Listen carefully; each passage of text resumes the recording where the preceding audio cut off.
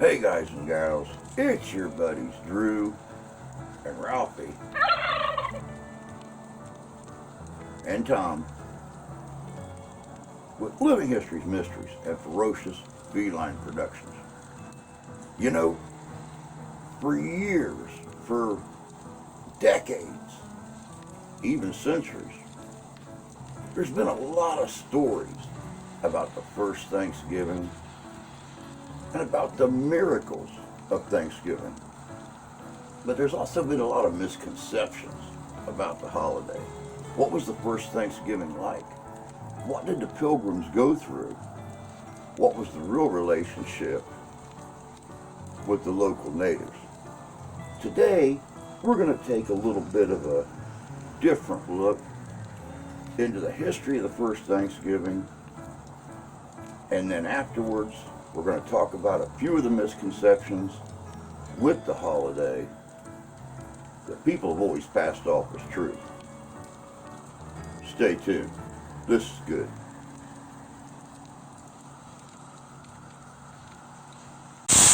Jace Cravey with the 26th Mute. Marine rotation for us, Europe. deployed with the 15th Mule. A message to my family and friends, I'm definitely missing you guys. but I'm happy to be out here with you guys. Stay safe and enjoy the holidays.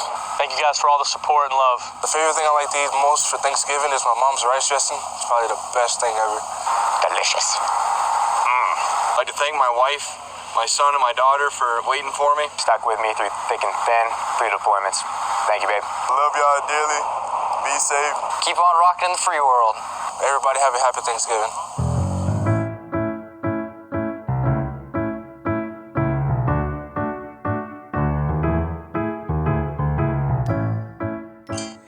In this day and age, few people in the United States seem to appreciate the wondrous ways in which this country's been blessed. There are those who sadly embrace a pathological view that sees the country as being founded on greed and the exploitation of others. To say that one is proud of the country's founding in some social and political circles is like throwing holy water on a group of vampires. Nonetheless, it's important to appreciate the obstacles that our ancestors faced. They believed that the hand of God made it possible for them to survive. They were thankful for their blessings, but sadly many of us today have little gratitude for what we have inherited. In honor of that great sacrifice that our ancestors made, we're going to take a brief look at the miracles of Thanksgiving. I hope you'll join me.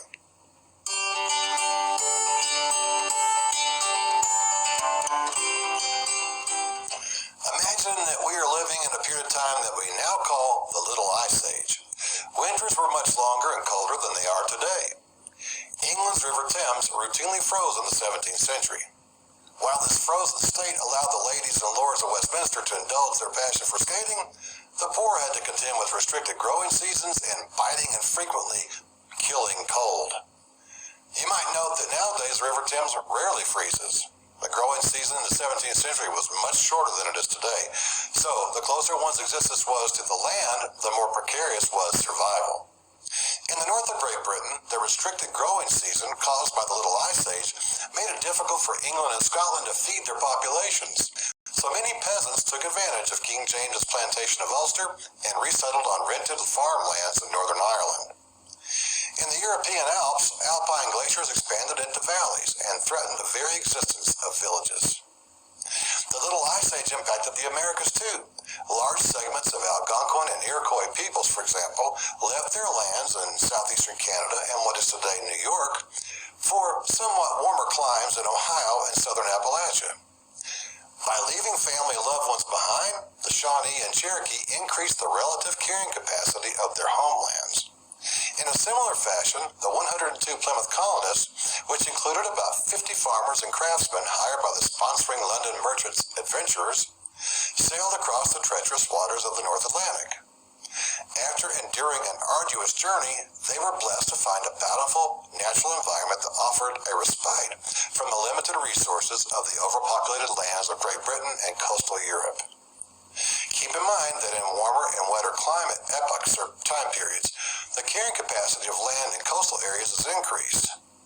Overpopulation, therefore, is a relative concept that is heavily affected by weather and climate. By migrating away from places with too few resources and too few people, natives and pilgrims alike realized miracle number one. They survived the Little Ice Age.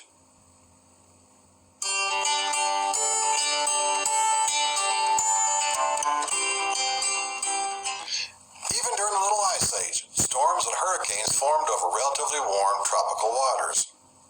Tropical winds then pushed ocean currents like the Gulf Stream westward, and because of the Coriolis effect, those warm waters fed energy into the northern latitudes. Just like today, there was a hurricane season in the 17th century. Hurricanes made traveling the North Atlantic in late summer and fall a dangerous proposition. For example, a group of 140 Irish Puritans on board a ship named the Eagle's Wing was turned back to the Emerald Isle by a powerful storm, perhaps a hurricane, in September 1636. While the exact dimensions of the Mayflower are not known, the size of other ships built for carrying cargo offers some idea of what it was like for the passengers. The typical ship of that day was about 25 feet wide, 90 to 100 feet long, and displaced about 180 tons. The crew's cabins or quarters were located at the bow and stern. The passengers slept on top of their personal belongings in the cargo hold. Ships were leaky, so the passengers were often awakened by icy cold salt water squirting through the ship's planks. For the Pilgrims, it took 65 days to cross the Atlantic. Not only were conditions on board the ship physically uncomfortable, the crew members who regularly drank from the ship's sizable store of beer did not share the passengers' austere vision of earthly life. The tight-knit crew of about 20 made the social environment of the passage torturous. That's because the crew routinely mocked and ridiculed the passengers. Nevertheless, the overly congested and smelly journey, the Mayflower had been previously used to transport wine, so it smelled like a bar, really, probably, neared a hopeful conclusion on September 6, 1620, when Captain Christopher Jones spotted the sandy and rocky coastline of Massachusetts. They survived the Atlantic crossing, which was miracle 2. The Pilgrims were grateful to God, so they took part in their first Thanksgiving on board the Mayflower. They were led in prayer by William Brewster, who read aloud from Psalm 100, and I quote, "Make a joyful noise unto the Lord, all ye lands. Serve the Lord with gladness. Come before his presence with singing. Know ye that the Lord is God. He is He. It is He who hath made us, and not we ourselves. We are his people, and the sheep of his pasture. Enter into his gates with thanksgiving, and into his courts with praise. Be thankful unto him, and bless his name. For the Lord is good, his mercy is everlasting, and his truth endureth to all generations."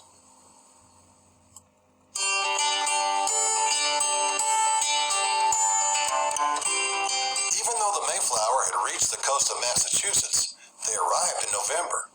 Without knowledge of local plants and animals, the colonists and ship's crew had to rely on stores of beer and salted meat and hard biscuits that they had brought with them. During the crossing, hot meals on the ship were rare. Now, being offshore, they were able to secure some water and wood for fuel. Nonetheless, the sickness and unsanitary conditions on board ship led to the miserable deaths of about half of the Mayflower's 122 souls. A handful of hardy passengers who were miraculously resistant to the spreading illness took care of the sick among the crew and Pilgrims. The craftsmen who had recovered or were not sick set about to find resources on shore. Occasionally, natives would watch the workers, but they would leave when the craftsmen approached them. On March 16, 1621, thereabouts, a young Native American man named Somerset approached the workers and greeted them with broken English. He later explained that he had learned some English by interacting with English fishermen who had cast their nets offshore. Spring was not quite making itself known to the Pilgrims, so Somerset offered them some information about the local environment and neighboring tribes. He also introduced them to another Native American named Squanto. Somerset was miracle number 3.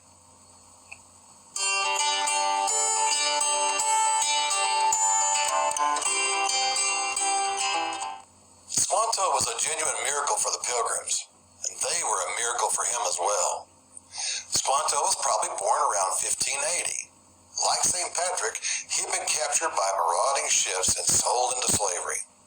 Whereas Patrick was kidnapped and sold once, Squanto was captured in 1605 and then again in 1614. He made more than 2 transatlantic crossings. When he was kidnapped in 1614 by an English explorer named Thomas Hunt, Spanish friars rescued him and introduced him to Christianity. The friars then took him to England, where he met and lived with a wealthy merchant named John Slaney. It is believed that Slaney employed Squanto as an interpreter because he sailed to Newfoundland in 1618.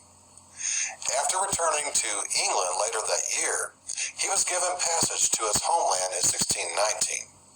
When he arrived on Cape Cod, he learned that most of his Pawtuxet band of Wampanoag tribe had been virtually wiped out by a plague. Left alone, he was residing with another band of the tribe when the Pilgrims arrived in 1620. Having much better English skills than Somerset, Squanto miraculously used those skills and his knowledge of the English and native worlds to negotiate a 6-part peace treaty that Governor William Bradford acknowledged was still in effect some 24 years later when he sat down to write his book entitled A Plymouth Plantation. As Bradford reflected over his colony's experiences and the role played by Squanto, who died 22 years earlier, Bradford was moved to write these words, and I quote, "Squanto stayed with them, the colonists, and was their interpreter, and became a special instrument sent of God for their good, beyond their expectation.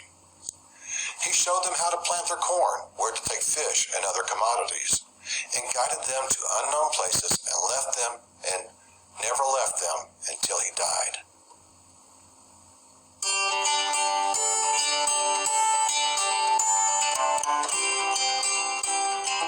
As we approach the Thanksgiving holiday, let's not forget that the Pilgrims, who routinely faced deadly challenges, often gave thanks to God. Unlike some of us today who think that not having the latest iPhone is an economic inequality and someone else's fault, the miracles of Thanksgiving should give us cause to be thankful for what we have. After all, our poorest communities are much better fed and cared for than anyone living on the shores of Massachusetts in the 17th century. Remember, only a truly grateful heart can be joyful. Happy Thanksgiving.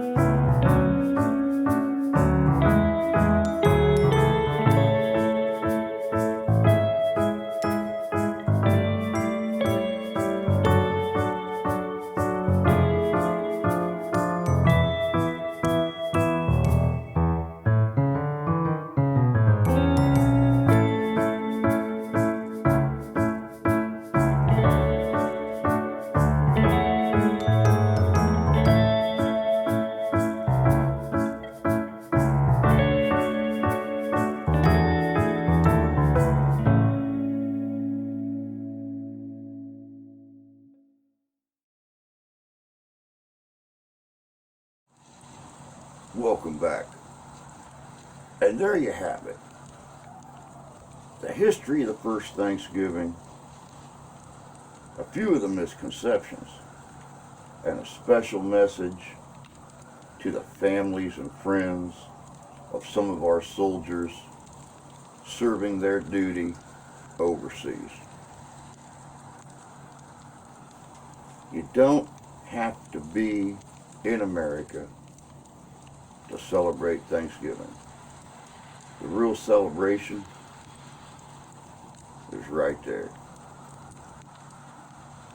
So from my family to yours, happy Thanksgiving. It's the beginning of the holiday season. And well, I can't wait to get to this turkey. It's in the oven right now. The sweet potatoes, the green bean casserole, the homemade rolls. It's one of my favorite holidays. Hope you get to enjoy it with your family and your loved ones. Happy Thanksgiving, y'all.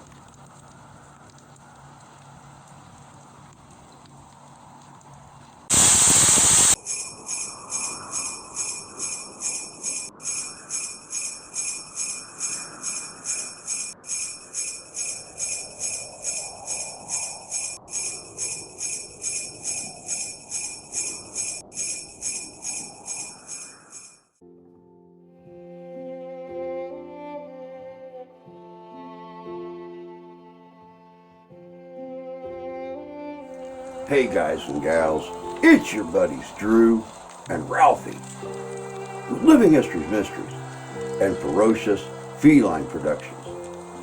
You know, the last few years have been really rough on everybody.